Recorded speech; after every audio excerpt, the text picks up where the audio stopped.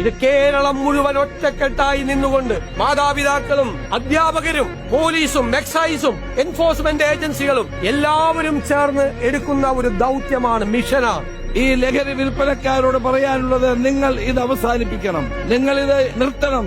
നിങ്ങൾ ഇത് അവസാനിപ്പിക്കുന്നില്ല എങ്കിൽ നിയമത്തിന്റെ കരങ്ങൾ നിങ്ങളെ തേടിയെത്തും.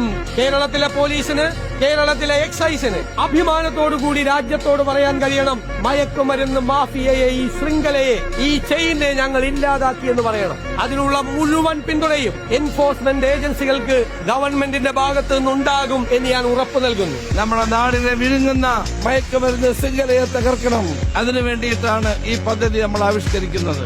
ഇതിന്റെ അപകടത്തെക്കുറിച്ച് കുഞ്ഞുങ്ങളെ കൊണ്ട് മനസ്സിലാക്കിക്കുക. അതിൽ അധ്യാപകർക്കും രക്ഷകർത്താക്കൾക്കും NGOകൾക്കും വിവിധ ഏജൻസികൾക്കും എല്ലാവർക്കും പങ്കുണ്ട്. ഇതൊരു ഇന്റഗ്രേറ്റഡ് വാറാണ്. പോലീസ് മാത്രം വിചാരിച്ചാൽ നടക്കില്ല. എക്സൈസും വിദ്യാഭ്യാസ വകുപ്പും ആരോഗ്യ വകുപ്പും എല്ലാം ചേർന്നുകൊണ്ടുള്ള സർക്കാരിന്റെ ഒരു പരിപാടിയാണ്. എല്ലാവരും ഒരുമിച്ച് ചേർന്ന് നിന്നുകൊണ്ട് കേരളം ഒറ്റക്കെട്ടായി ഞങ്ങളുടെ കുഞ്ഞുങ്ങളെ, ഞങ്ങളുടെ മക്കളെ കൊലയ്ക്ക് കൊടുക്കാൻ സമ്മതിക്കില്ല എന്ന് പ്രഖ്യാപിച്ചുകൊണ്ട് നടക്കുന്ന ഒരു പദ്ധതിയാണ് operation Toofan, the narco hunt.